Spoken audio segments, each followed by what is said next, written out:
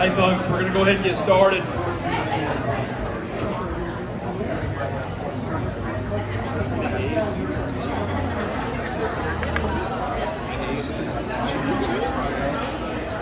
Actually, it was pretty successful to see the students. I'm a pretty big policy nerd, so I think I'm in the right place. You were in. Front and center. Levels on the scene. All right, thank you all for coming to Policy on Tap at the Asheville Chamber. I want to start with thanking our sponsors and our host, Wicked Weed.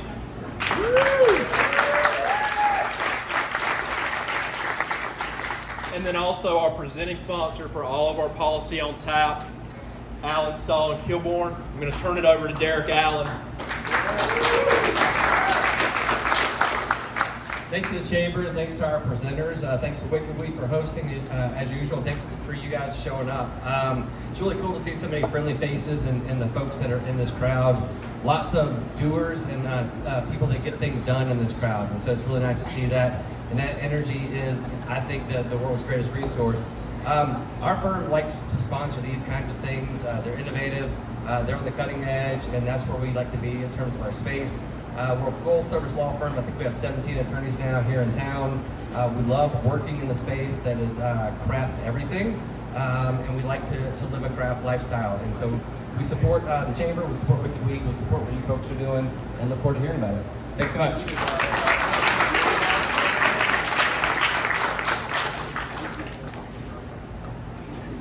Zach. I'm back here. All right, we tried to turn it up a little bit. Is that better? Yeah, sounds great. We were going to try to do it without the microphone at all, so. All right, so I think all of you know you're here for Policy on Tap. Tonight, we're going to talk about the South Slope. We're going to talk about the South Slope Vision Plan that the city has been working on for quite a while. And will be in front of City Council in the coming months for approval. So thank you all again for coming. I'm going to turn it over to Sasha from the city to talk a little bit about the process that the vision plan has gone through.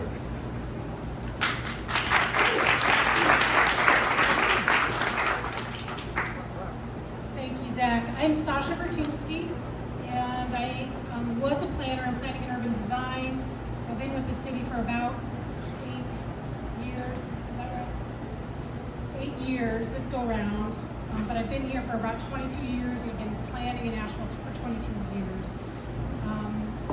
We started the South Slope Vision Plan back in late 2017. We had an advisory committee that put a lot of time in. We had a pop-up studio down on the Cox Avenue in the,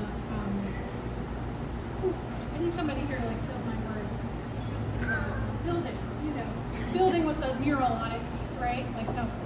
Joking. Okay, so in the building where the Arts Council is, we had a pop-up studio. Thank you, Kit. And we had a lot of charrettes there, meetings there, and it was a great process. I know some of you, Toby was on our advisory committee for a while. We had a lot of folks come stop in during that process. So the vision plan is for an area, we're calling it the South Slope, a South Side Neighborhood Vision Plan. So that's for several reasons, and I will just say we have boundaries that are really bigger than what's called South Slope, and so we often talk about it as the study area. We were trying to make a plan that connected to the areas around it, but without without incursion into the surrounding neighborhoods. Previous years leading up to the vision plan, we've had interactions with neighborhoods and knew that there were issues around growth and sensitivity to height and parking and those kinds of issues. So my kind of talking points about this plan is that this plan is an attempt to build on the assets that we already have in this area.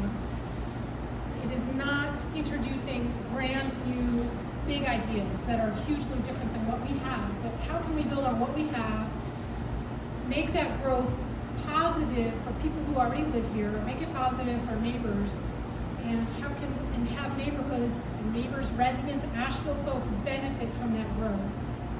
And how can we have that neighborhood, the South Slope area, really become become a more balanced economy if possible.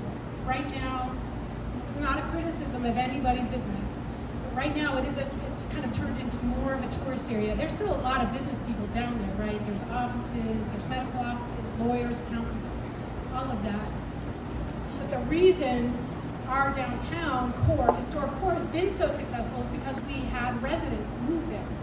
To have a really successful downtown economy, you need all the elements. And people living in a place provide customers for those businesses year round. And if there's a sudden tourist downturn, y'all got to bear with me today. Language is a problem today, obviously.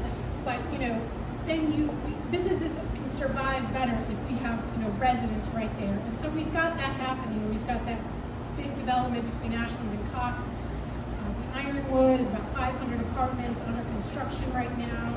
We've got a couple of great apartment buildings on Cox Avenue by the same owners, actually, Tribute Properties. And so, residents can really help be the foundation of the downtown economy. I don't want to talk too long, but I'll just say the plan has 5 main areas. Those are kind of the built environment, a strong local economy, a natural, resilient, not Sandwick Road, but kind of the natural environment and sustainability area, multimodal transportation, and an equitable and inclusive environment. So those are the 5 big topic areas. Then we've got like 10 key initiatives, some of which we're actually already doing. We're working on a redesign of Cox Avenue right now to make it a much better pedestrian-friendly multimodal street. Historic trails kind of coming through the area already underway. Weaving art throughout the district is something that's naturally, kind of organically happened, and ADA and the South Slope Neighborhood Association have really funded a tour for that. So there's things that have already happened, and some are very aspirational ideas that aren't necessarily funded. And that's how vision plans are. Vision plans tend to be high level. What are our aspirations for an area? And then if they're adopted, then it's staff's job, and not always just staff, sometimes it might be a local partner, a local nonprofit, a neighborhood association, a business association, to take pieces of that plan and implement it. So, that's where I'll stop right now. Is that okay? Yeah. Hi, good afternoon. Thanks for joining us. I'm Cheryl. I'm the co-owner of Bear Smokehouse Barbecue. Sorry, Cheryl. Thank you for that. Again, I'm Cheryl. I'm the co-owner of Bear Smokehouse Barbecue. We've been located on the South Slope now with doors open, but in a food truck since November of 2020 because our plans didn't actually go that way. We came back in January of 2020 to start our construction. I've had that property since 2018 when we rented it, now own the property, which has been a major investment for us personally into the South Slope. So part of why we chose South Slope, I came here on vacation, story like many people tell, because I've always wanted to come to downtown proper Asheville. I camped and hiked in the surrounding areas, but never actually came to downtown Asheville. Saw the property and saw that there wasn't really a lot of food offerings at the time, but a lot of beer. So, but to piggyback and not even knowing at the time the vision and the vision planning that was already underway, and to be quite honest, didn't even read the vision plan until about a year ago. When I had it somehow sent to me via email. But it aligned a lot, just the community itself, the South Slope, what I could see for my own vision for what that area can be, and aligned a lot with the culture, the arts, the creativity, the local businesses that are supporting one another, and a heavy emphasis on local is why we chose to do business here in the South Slope. And I feel very strongly, as Sasha mentioned, I tell this to my team all the time. We just moved off of the truck after 2 long years of working on the truck, and yeah, it's been a struggle to keep the team motivated. They've done a phenomenal job. We just moved inside to our primary kitchen, and the bus is being parked and given a little bit of a rest and pause right now. And then the bar will open hopefully our electrical CO is issued tomorrow, our final inspections, for the bar to be done in the full patio. But I really want that to be a spot, and it's the same as what you were saying, that the locals sustain us throughout. And it needs to be a spot that we feel comfortable coming to, that it's not so overdriven by tourists. We need the tourists, right? That's what keeps us all in business, and it's probably the attraction of, and that's the fun of Asheville, live music and you know, great entertainment, great arts, and that vibrancy that goes into Asheville that we all enjoy. That's what keeps us here. But we have to strike that really great balance, and that does come from thinking about what's important to the local community as well as what keeps tourism happening. So I'm excited about it. I love the vision and the different components that go into it, and we hope that we're making the right decisions. I think that we have in the way that we've approached the build out of our property with some environmental impact, some thought put into that, and I hope you'll come by and we can talk more about it. I'm gonna pass to my new neighbor. For those of a certain age, it sort of feels like we're either doing Phil Donahue or we're going to do a duet of Endless Love. One or the other. I'm Kevin Frazier. I'm one of the co-owners of Well Played Board Game Cafe and Bar. We recently reopened, hopefully here on the backside of the We opened on Memorial Weekend this year and have been just frankly overwhelmed at the warm reception that we have received from the city, of folks coming back and telling us great stories about the importance of our business to their family and to their friends, and so we're glad to be back there again. So we actually originally had looked in 2016 of opening on South Slope and looked at 3 different properties, but quite frankly, South Slope of 2016 very different than the South Slope of 2022. And we didn't think that we could, for our particular concept, have success quite yet at the time. So we moved up on Wall Street, and we were there until the pandemic closed us down. Touching the same board game pieces in a very close environment with no mask and eating food. It's like what you don't do at the top of the list in the pandemic. So we had to close, and we were really fortunate, to be honest, that our landlord was kind to us to let us do that, and didn't know if we would get to reopen.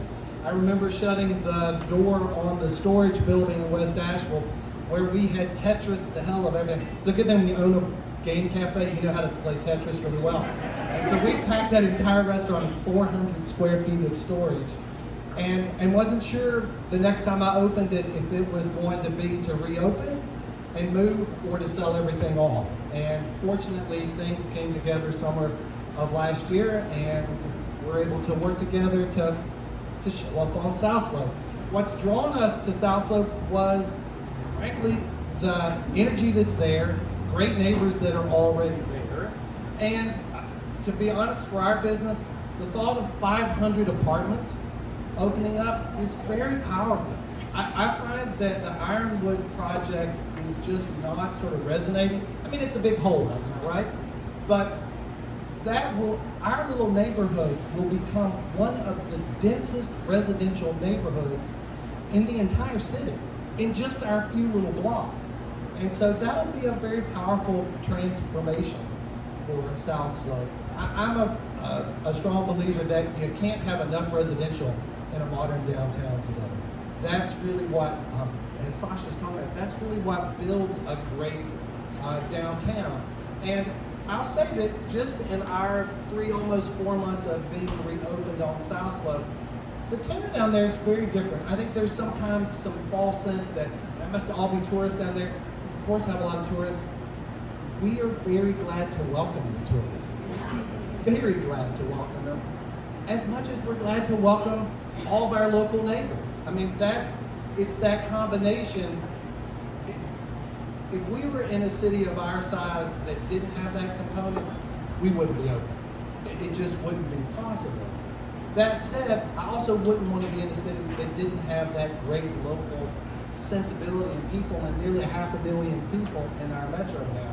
So it's that really great combination. And I think the other thing for us on South Slope is there's sort of this back door in up from the south that frankly is helpful to the neighborhood. We've got a lot of connecting points different than some of the other downtown neighborhoods that's proved to be really valuable. So we're thrilled to be back open and really thrilled to be on South Slope in one of the historic buildings, the old Conabeer Chrysler building, and to know that we're just a couple of years from it having its 100th anniversary. And so also a great thing that we haven't torn anything down, and we've still got some great historic fabric there as well.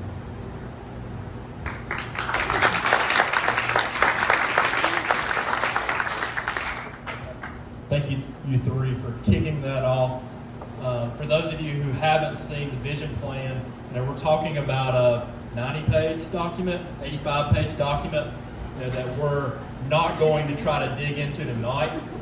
But there are some key things that each of these folks brought up that I'm going to kick us off with some questions to let them answer, and then going to make sure that we leave plenty of time for any of your questions. I'm going to start with Kevin and then let anyone who wants to answer this. Being someone who's new to the area, how is South Slope different, you say, from 2016 to now? In 2016, it's still pretty fairly nascent. It's a lot of big warehouses. Some of the great anchors are just starting to build out at that time. That, if you don't know, I'm a historian by training, and so I got to tell you the story, right? So, Cox Avenue is the old Battery Hill. What we know up as Battery Park, there used to be 75 feet more to Battery Park, and there was an old hotel, the old Battery Park, and E.W. Grove bought it, tears the hotel down, and then drops that little mountain 75 feet. So he built the Grove Arcade and all that. Well, all that dirt came into a ravine here in the southwest corner, and it's what we know as Cox Avenue. It's why Tribute and other property owners find lots of weird crap underground all the time. I'm pretty convinced that's where the old hotel, in all seriousness, the old hotel's probably buried underneath a lot of that in rubble. And that was the first car dealerships in Asheville. Grove had this fascination with the car. And so he was thrilled to sell off and finance and help start all the original car dealerships that you can still see. But that's why we've got sort of as much sort of open land still there. We didn't end up with a lot of high rises. When I'm a kid growing up in Asheville, most of that sort of light warehouse, light industrial. And so, once the South Slope, we'll call it the South Slope movement begins, most of that was all vacant. It was empty spaces, empty warehouses, which happen to be really great locations for breweries who need lots of space to produce and to have great tap rooms to welcome folks. So it's been a really great combination. And now I think we're getting to that point, and that's where we were in 2016. We had these great sort of opening businesses that have become the anchors of South Slope, and now the work has been to keep filling in those other parts to give it a nice, diverse, rich palette of choices that folks have when they're down in South Slope.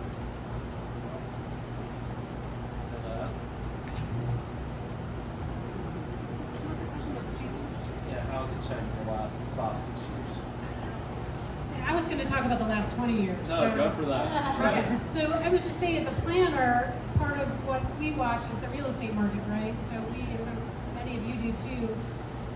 Dirty Jack's was probably one of the first tap rooms to open up down there, and that was kind of, even before, we knew something was going to happen. If you just look at the fabric was there, all the things Kevin has talked about. I do think it's important. I just want to say this out loud so that we're all aware, or maybe you are. But part of our community considers this a part of Southside. Okay, so Southside is this greater African American neighborhood, and when you look at the redlining boundaries, parts of this area were redlined, parts of it weren't. That's all mostly based on race, right? So we know that not a lot of investment was happening in this area for many years. There was, with urban renewal, Cox Avenue stayed the same, but Ashland Avenue was completely changed. Somebody said to me once, it used to be like a snake going down the hill. I don't know if that's true or not, but it definitely was straightened out.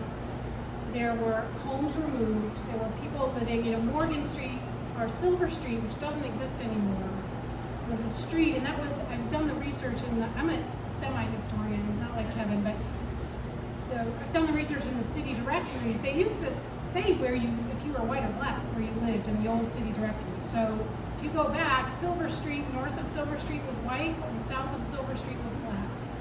And so, a lot of homes were lost along Ashland Avenue. That was a single family street, basically. Maybe there were some apartment buildings and boarding houses. And same with Southside Avenue. It used to be it was more people of color living on that street, boarding houses, apartment buildings. So there was a lot of change that came through this area. Now, in our plan area, it's actually not a lot of that, but more when you get west of Ashland / McDowell, that's really where even more devastating change happened. But it's important to keep that in mind about this. It's not what even 5 years ago, it looked very different, 30, 40 years ago. So I just wanted to name that.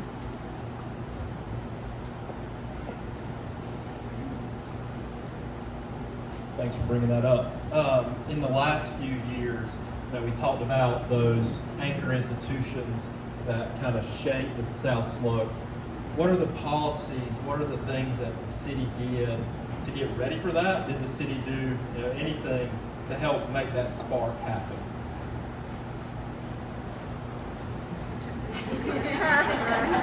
We didn't get these questions ahead of time. No, I'm just kidding. So in about 2000, 2001, the Central Business District boundary stopped at Hilliard.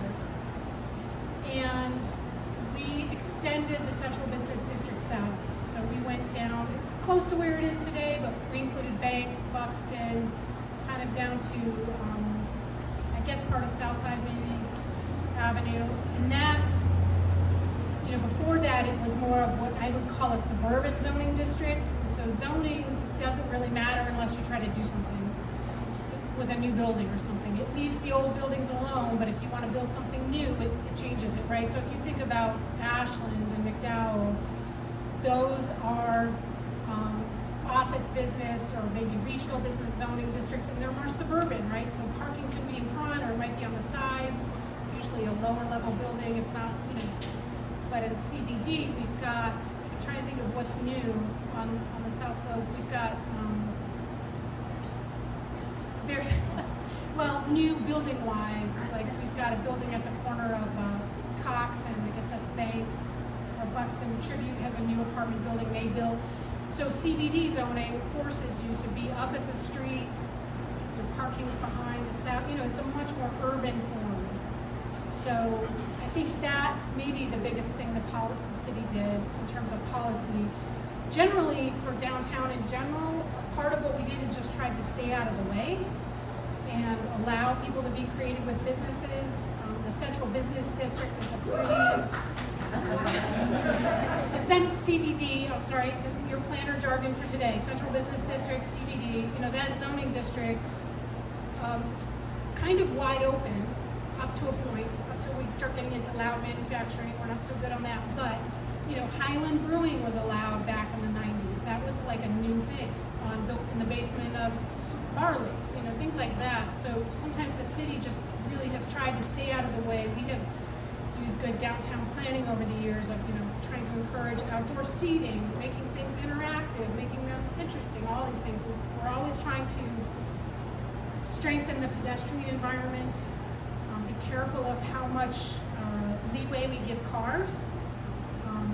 Alleys are really important. South Slope has some good alleys and they provide business access, like Federal Alley, but they can also provide a shortcut for a pedestrian. So we try not, sometimes property owners come to us and they want to close an alley, and sometimes we say no. Like you can't have it, because you could divide an alley off and give the property to people on either side, but then nobody else, none of us can use it anymore. So things like that. So sometimes it's just preventing bad things from happening. I don't know, I'm sure Sam Powers, if he was here, our old economic development director, he would have a better answer for like what else have we done to encourage. We've tried to encourage small businesses and support them. Maybe maybe Kit Kramer, maybe that's a great answer. Question for Kit Kramer. You did a great job. Great, thank you. So we've touched on, I think we did 5 years, I think we did 20 years back, I think we did 50 or 60 years back. You know, the plan looks forward. So I'll give you one more question and I'll let all of you answer it, and then we'll go out to the crowd.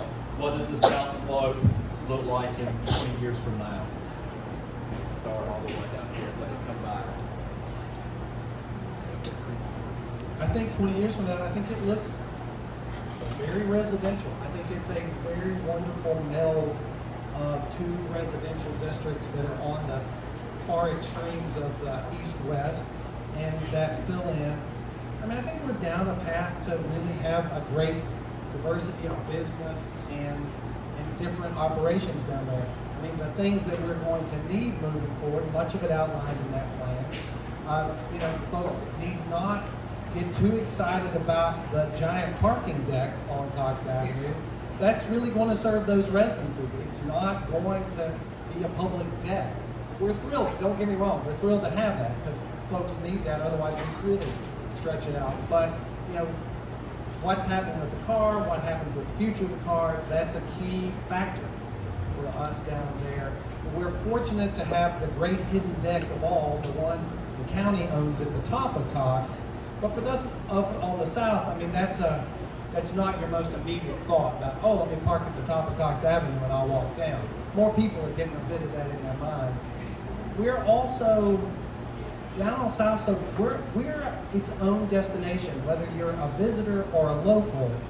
You don't see folks going back between central downtown and South Slope. Once you walk down to South Slope, you hang out in South Slope because you got the Ho Chi Minh Trail to go back up to get up the hill, right? At least that's the way it sometimes gets described. And frankly, this seems strange to think about because it's such a short distance. That was a lot of Ubering before the pandemic. That was a continual, for my friends that do Uber and Lyft, that little bit from from South Slope up to central downtown, the hotels and all, that was a pretty common thing. That there aren't enough Ubers and Lyft to do that anymore. They don't want to shorten. So that's causing a little bit of change. For me, you know, let's just walk. It's okay. It's okay. I think Kevin shared quite a bit of what I would have said in terms of the residential component. I think that in order to maintain it and build it to a true destination, and it is true once you're there, I don't even want to walk back up to the top of the hill, is going to be key to connecting us to other parts of the city in ways that provide alternative transportation or ways to get into South Slope and not necessarily have to have a vehicle, because I would say that is the major detriment to us, especially in terms of the hospitality industry. I have many people, especially locals, that say, I don't come downtown, and I won't, and I don't want to fight the traffic, and there's nowhere to park, I get calls, is there anywhere to even park? Employees that turn down employment because they know that they're going to have a hard time to find parking. So I am very confident that we can all work together to find positive solutions that work for everybody, because there's always a balance, right? There's always going to be different sides, different opinions, and we really need to come together on that. And if we do, we can create a great an opportunity on the South Slope, and that is diverse in terms of mixed use for retail, living, some little grocery stores, convenience centers, things like that residents need. We need to think about that as well, because once you're there, you're kind of there. So making it kind of a one-stop shop for all those needs. So I think diversifying it is what I envision and I see it as somewhere that can also be an example of what can be really well thought out and well done, not just for Asheville, but for other aspiring cities that are similar and are coming up in terms of people wanting to live there and move in and migrate, or that are trying to build a better economy for their residents. I think that Asheville can lead the way in that, and that goes into thoughts about exactly the pillars that you talked about. What's our environmental impact? What's our cultural impact? How are we, supporting people so they can support themselves from a financial standpoint, and really just all of those things that go into having a really holistic balance to it. So that's what I see for South Slope. Great answer. So I think I don't disagree with anything that's been said. I do think that we'll see a lot more development as we, over 20 years, 20, 30 years, right? So like, I do think we'll see redevelopment of one-story buildings, especially on Ashland McDowell. And my new job, just so you all know, not that you care, my new job is affordable housing officer. And my tagline is, I do not carry a badge. But it is my job to advocate for affordable housing and to kind of raise this issue constantly. And so what I would say is I do think that, as we all know, our market is super hot. And when you get that thing in your Google feed about like certain markets are going down, we are never on that list, right? So so I'm saying, yeah, we are going to densify everything that Kevin and Cheryl said, but we also have to be intentional, and we need to really think about how we're developing and how can we get, a portion of what's happening to help people stay here and be here. The county, it's not really in our boundary of what we call South Slope, but the county is looking at all their land and their land downtown. How can they redevelop some of their land? And some of it is, I think, on Cox Avenue, and affordable housing's on the table there. So things like that. We did buy a big piece of land next to the transit center in the past year, and so we see the transit center expanding, and maybe there's a few floors of housing above that. So those are some of the things we're thinking about. Love to see a business incubator somewhere in the South Slope that's connected to the South Side neighborhood and really helping folks there. I think they probably want a business incubator in their neighborhood proper as well, but I think there's room for all of that. So I'll stop. Awesome, thank you. All right, we're going to open it up to questions. Also open to thoughts. These events are informal, so if you can speak loud enough, we'll let you take your question, or you can come up and use the mic. So who's got questions? Kit Kramer looks like she has a question. I think I'm loud enough not to use the mic. Yeah, you are. So how's the Black community, specifically the South Side neighborhood, feeling about the plan right now? That's a great question.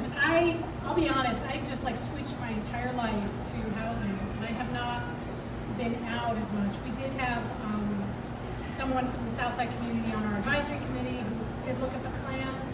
They are also doing their own planning process. So I don't know if I have the exact answer to that, but we definitely try to listen to everything that they've been talking about in every kind of public forum and be responsive to their concerns. Definitely have had conversations with South French Broad neighborhood, and they're here today. And so some of what the plan talks about are these I call them the shoulders, the west side of Ashland and the east side of Biltmore, and how do we meet the existing neighborhoods in height and density. Businesses allowed. Neighbors told us years ago that they don't want people coming to park in the neighborhood to go to the nightclub on Ashland Avenue that then they have to listen to all night, right? So we can all understand that. I live not far from Hayward Road myself. So. Any other questions? Derek Allen. My question is, how do you look at that? And that's how do you manage the success of it? When Toby and I was right there, we were down in Greenfield way back when, and go down there, the groups can get square footage of $4 a square foot for their build outs, and they really took a big capital risk in improving the area. And now you're going down and looking at 25, 30, $32 a square foot. They're building these businesses, and rightfully now folks want to move there to live there. As they're moving in to live, all of a sudden you start to run the risk of folks complaining about noises and this kind of thing. And so it's a delicate balance of that part. We saw it with Evans Tune Up and the Sawyer Motor Building when that came up. So you make these places attractive for people to live, and you have to manage their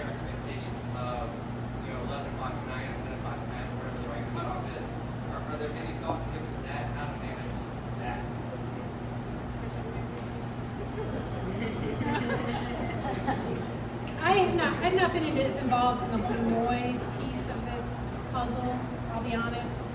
There's people in the audience who actually know more than I do, but I've always thought, because I used to work in the old downtown development office on Hammond Street and dealt with this a lot in the early 2000s, and I always felt like if people moved into downtown, they should sign an agreement that they understood where they were moving to. Now, don't take that and get me quoted like Jason Sanford. No. But at the same time, we have to make our city livable, right? So, and I think the noise ordinance process was an attempt to do that, to find that happy medium. So I honestly don't have an answer, but I think it's got to be, if you're moving to in the middle of the business district, right? You're moving above, you've got to have some flexibility, but I shouldn't have even started to answer this question. We've got it all recorded, you're good. I think it would be helpful as we continue to mature the zoning and development ordinances there to really be heavy about streetscape, retail, office. Sometimes, to be frank, the city's been willing to be a little too flexible, in my opinion, on that in different parts of downtown. That you end up with a dead streetscape because it's a parking deck, or it's a this thing or that thing, or it's an apartment building and they're counting the gym as the sidewalk retail. Just don't do that, because that's what keeps the strong activity. And as we were talking, I love the thought too that on some of the buildings, as we go back, like potentially the transit station, to tuck in housing, that we're not just, it's not the housing, the this, the that, and the other thing. Because some of that, and some of that we can't. You can't have housing over a brewery or a distillery. There's zoning and other issues and life safety issues with all that. But that's not everything. And so I think there's some more opportunity. It is that balance, Derek, that Rabbit's a great example. Rabbit is at one point fantastic for South Slope businesses, and to be blunt, my friends, at another point it's not, because when there's 2,000 or 3,000 people there, there's all the parking for blocks is taken up.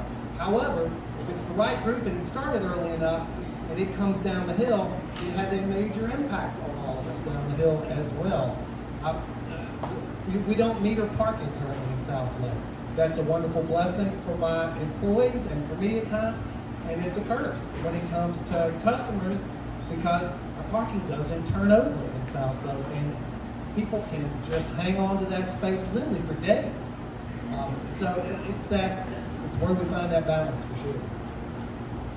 Okay, Speaker, my name is Sharon, and I'm on the Forestry Commission. I want everybody to know that the South Slope has the highest heat index of any place in Asheville due to the fact that very little trees planted. So if we think about the CBD transitioning into residential, we have to think about public parks, we have to think about zoning for buffering. Most of the things that get reduced when we go between zoning and CBD is buffers get reduced. We must realize that when we need to build, property is expensive, but buffering is what helps us with limited people, and when we want to go out and party, because I go out and party, but I don't want to live next to where I party, so I don't live here. So what I'm saying is that we must remember when we're doing zoning, we're doing ordinances, that it's all about buffering, it's all about heat island and public parks. So thank you.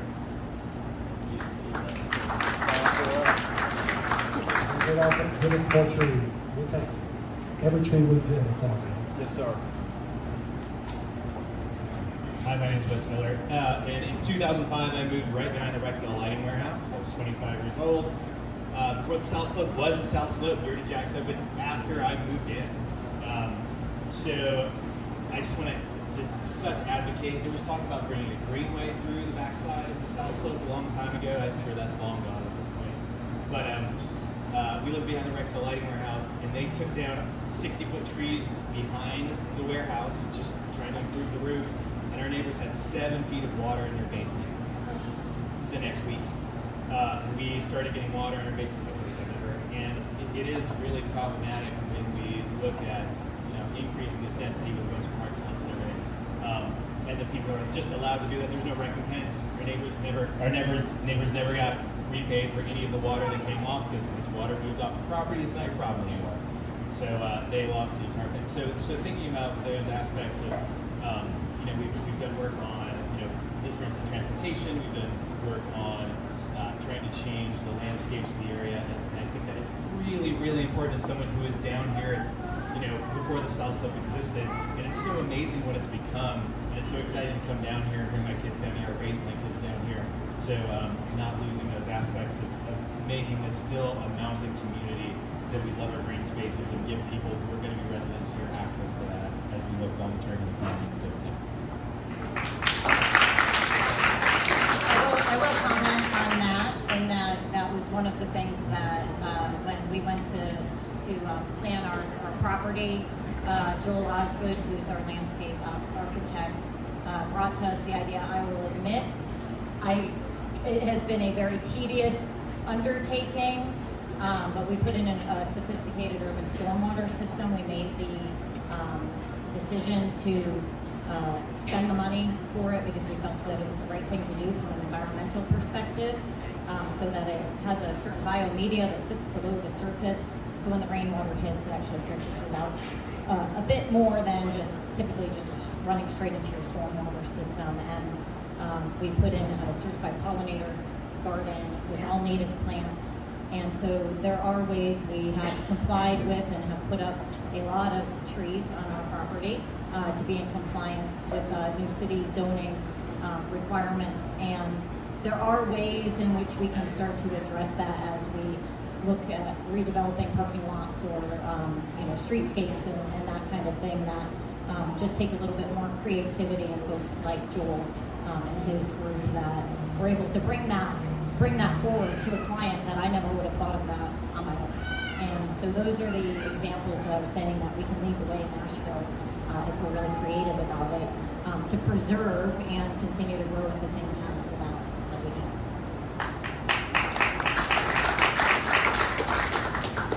All right, folks, we got about 5 more minutes. What else? Parking. Don't know that there's a question there, but I think we can say parking over and over. What else?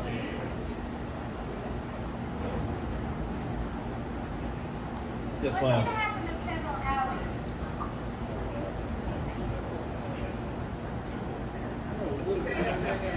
I hope nothing. Well, I don't, the question was, what will happen with Federal Alley? I went with the Mardi Gras parade. That's what we wanted to know. So Federal Alley is a connecting point from Hilliard down sort of behind your business and Swanville Cleaners, and it comes out just at Buxton. And they partially reworked it. It's going to be the access for the new parking deck for the Ironwood properties, but they're also planning to do a street market along Federal Alley on their property as well.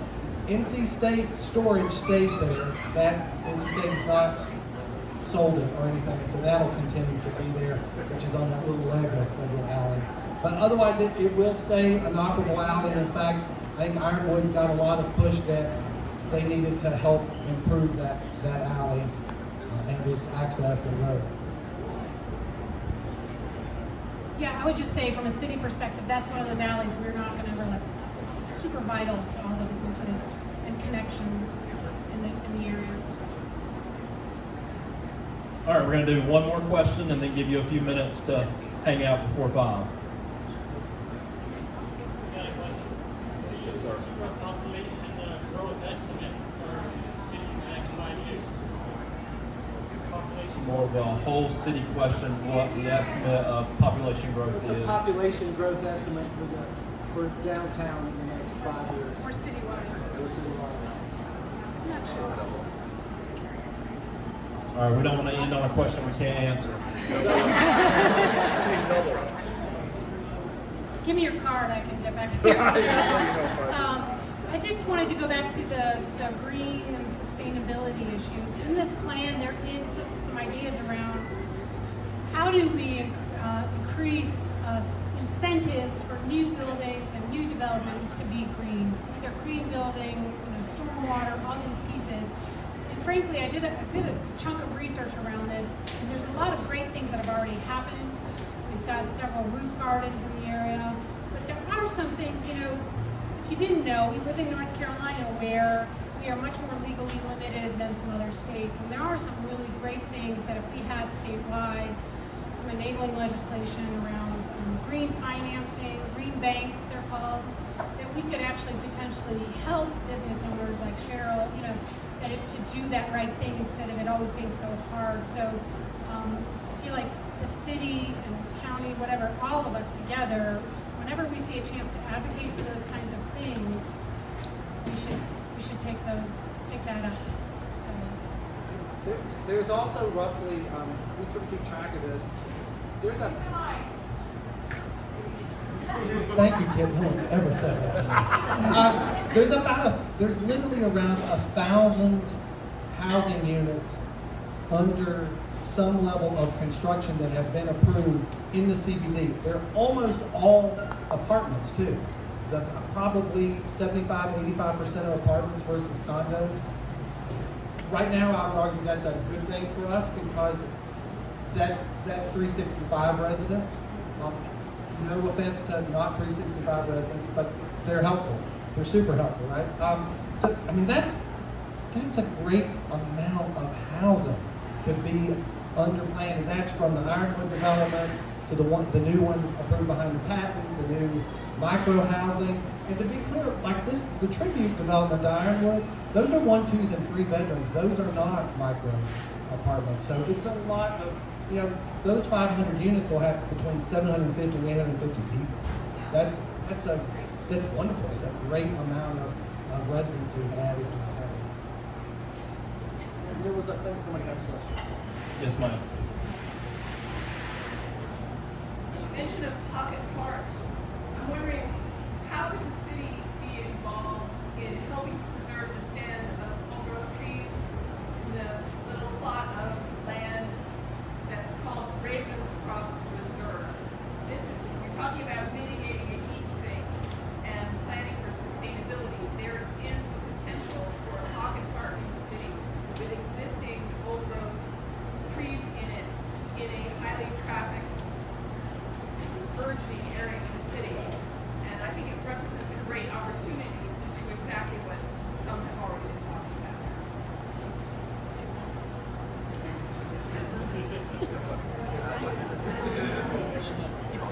All right. We're gonna come back to that question. But we've hit trees, we've hit North Carolina being a dealing rule state. So I think we've hit the actual, what we have to say at any policy event. So I'm going to cut it off there. Thank you to the panel.